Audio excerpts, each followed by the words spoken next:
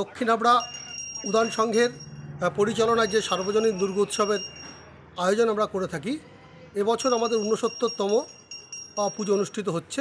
দক্ষিণ হাবড়া উদান সংঘের পুজো কি অনুকরণের প্যান্ডেল চিন্তা ভাবনা করেছেন? তো দেখুন, আমাদের প্যান্ডেল অলরেডি হচ্ছে কি আমরা মানে দিয়ে দিয়েছি ডেকোরেটরকে। এবারে হচ্ছে কি ফাইবারের প্যান্ডেল হচ্ছে, অসাধারণ প্যান্ডেল হচ্ছে। আর প্রতিমা আমরা এবারে একটা সাবিকানা প্রতিমা আমরা দিচ্ছি।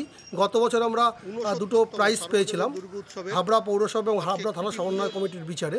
এবারেও আমরা সেই দৌড়ে আছি। সেই কারণেই আমরা কোনো রকম মানে বর্জ্য পদার্থ, থার্মোকল এসব দিয়ে আমরা কোনো রকম প্যান্ডেল করছি না, পুরোটাই থার্মোকলের প্যান্ডেল থাকছে। আলোকসজ্জা কীরকম চমৎকার? আলোকসজ্জা তো থাকেই, একদম ঝরঝরে থালা থেকে একদম আমাদের ক্লাবের ওই দক্ষিণ হাবড়া স্বামীজি রোড পর্যন্ত আলোকসজ্জা তো থাকেই।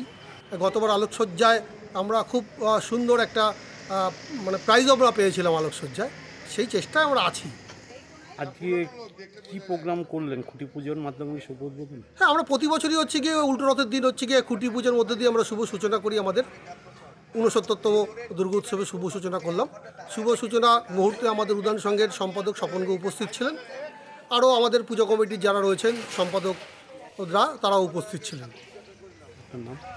আমার নাম অচিন্তেশ্বর, এবছরের দুর্গাপূজা কমিটির যুগ্ম সম্পাদকের মধ্যে আমি একজন। আজকে খুঁটি পুজোর মধ্যে দিয়ে শুভ সূচনা হবে।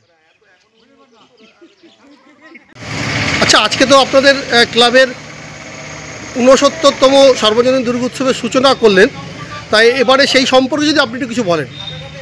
আমাদের উদান সংঘের ৬৯তম এবার বর্ষ, আমরা এবার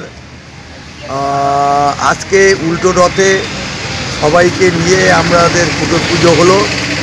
আমরা এই অঞ্চলের মানুষ এবং হাবড়ার সমস্ত মানুষকে আবেদন করছি, আমাদের পুজোর ষষ্ঠীর থেকে দশমী পর্যন্ত আপনারা আমাদের সঙ্গে সহযোগিতা করুন, এইটা আমরা আশা করি। প্রতি বছর যেরকমভাবে আমাদের পুজোতে আপনারা সহযোগিতা করেন, এই বছরও আমরা সেইটা আপনাদের কাছে দাবি রাখছি। গত বছর আমাদের প্যান্ডেল হাবড়ার ভিতর সেকেন্ড হয়েছে, লাইটে আমরা থার্ড হয়েছি। আমরা আশা করব আমাদের প্যান্ডেল এবার ছোট একটা স্থান অধিকার করবে। ধন্যবাদ আপনার।